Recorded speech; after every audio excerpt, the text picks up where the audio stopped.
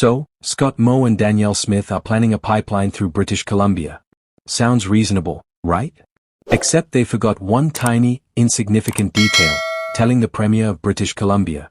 Yeah. David Eby found out the same way you find out your ex is engaged, through the news.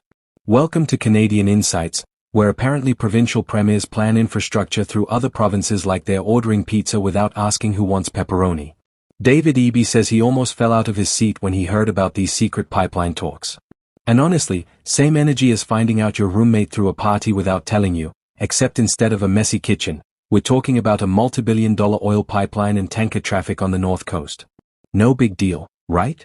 Just casual nation-building stuff happening behind closed doors while BC sits there like, wait, are we even invited to this meeting?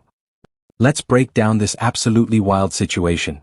The federal government and Alberta are apparently close to signing a memorandum of understanding on a new pipeline to BC's north coast. That's government speak for we're basically doing this but haven't made it official yet. And Scott Moe, Saskatchewan's premier, casually mentions has been part of these conversations. Which is hilarious because Saskatchewan is landlocked. That's like your dentist giving you legal advice. Technically they can talk, but should they? Meanwhile, David Eby, you know, the guy who actually runs British Columbia, the province where this pipeline would literally exist, was completely in the dark. Imagine planning a road trip and everyone's picked the destination, booked the hotels, and chosen the playlist, but nobody told the person who owns the car.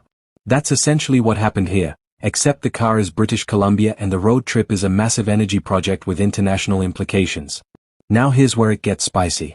Eby isn't just annoyed about being left out, though let's be real, he has every right to be. His warning that this whole secret handshake approach could completely destabilize First Nations support for major projects. And this isn't some minor concern. First Nations communities have been increasingly central to resource development decisions in Canada, which is actually how it should work considering, you know, whose land we're talking about. But if the federal government and other provinces are making backroom deals without proper consultation, that's not just disrespectful, it's potentially torpedoing decades of relationship building. Think about it this way. You're finally getting your friend group to work together on planning trips, everyone's voice matters, it's all very democratic and mature.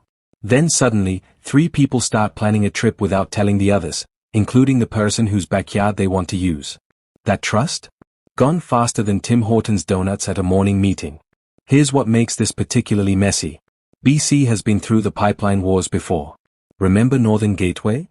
That was essentially killed by massive opposition, including from First Nations communities. Then came Trans Mountain, which has been the most expensive government infrastructure headache in recent memory.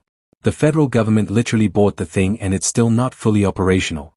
So maybe, just maybe, the lesson here is that you can't just spring pipeline plans on British Columbia like it's a surprise birthday party.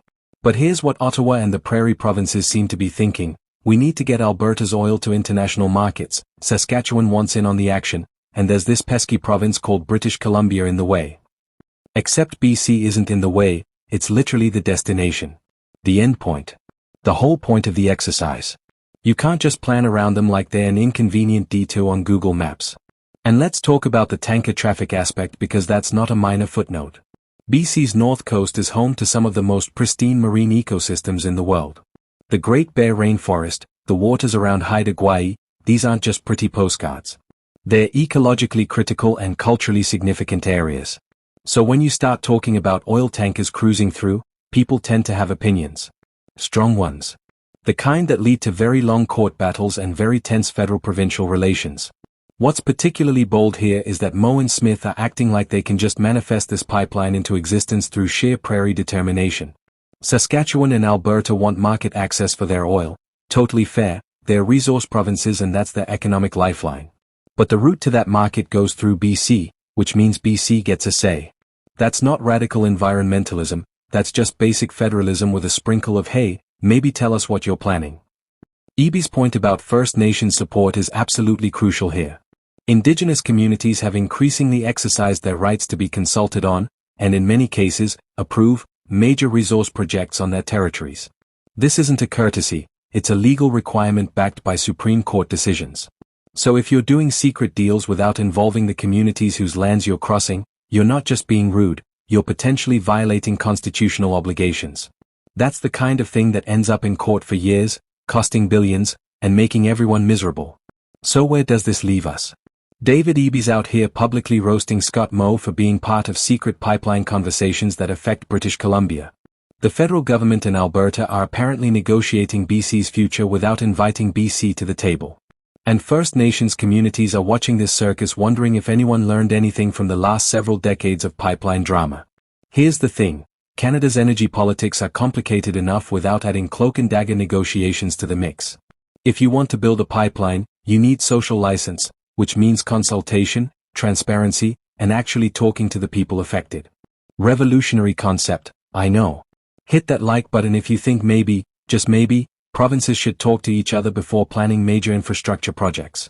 Subscribe to Canadian Insights because we're keeping you updated on all the political drama you didn't know you needed. And drop a comment below, do you think this pipeline has any chance of happening, or is this just prairie provinces dreaming big while BC prepares the legal roadblocks? Let us know what you think. Until next time, stay informed, stay skeptical, and remember, in Canadian politics, if you're not at the table, you're probably the pipeline route.